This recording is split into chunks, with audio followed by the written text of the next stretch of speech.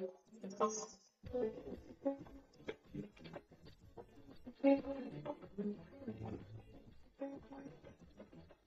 The lord. ప్రభు అయిన యేసుక్రీస్తు వారు ఈరోజు మనకు అందించినటువంటి వాగ్దానం యోహాను 1:16. ఆయన పరిపూర్ణతలో నుండి మనమందరము కృప వెంబడి కృపను పొందితిమి. ఆయన తన సొంత వాళ్ళ దగ్గరకు వచ్చాడు, కానీ వాళ్ళు ఆయనను ఒప్పుకోలేదు. ఆయన తనను ఒప్పుకున్న వాళ్ళందరికీ, అంటే తనను నమ్మిన వాళ్ళందరికీ దేవుని సంతానం అయ్యే హక్కును ఇచ్చాడు.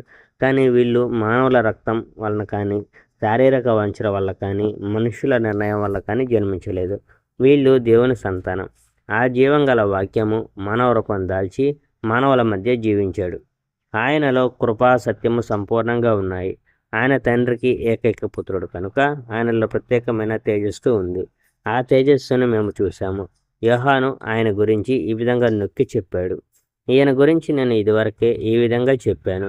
నా తర్వాత రానున్నవాడు నాకన్నా ముందు నుంచి ఉన్నవాడు కనుక ఆయన నాకన్నా గొప్పవాడు. ఆయన పరిపూర్ణత వల్ల మనమంతా అనుగ్రహం మీద అనుగ్రహం పొందాము.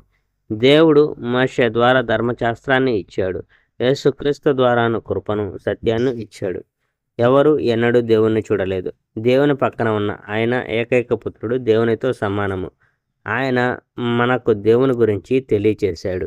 బాప్తిసం ఇచ్చిన యోహాను యొక్క సందేశం. యోహానును అడిగి అతడు ఎవరన్న విషయం కనుక్కురావడానికి యెరూషలేములోని యూదులు, యాజకులు, లేవీలను అతని దగ్గరకు పంపారు.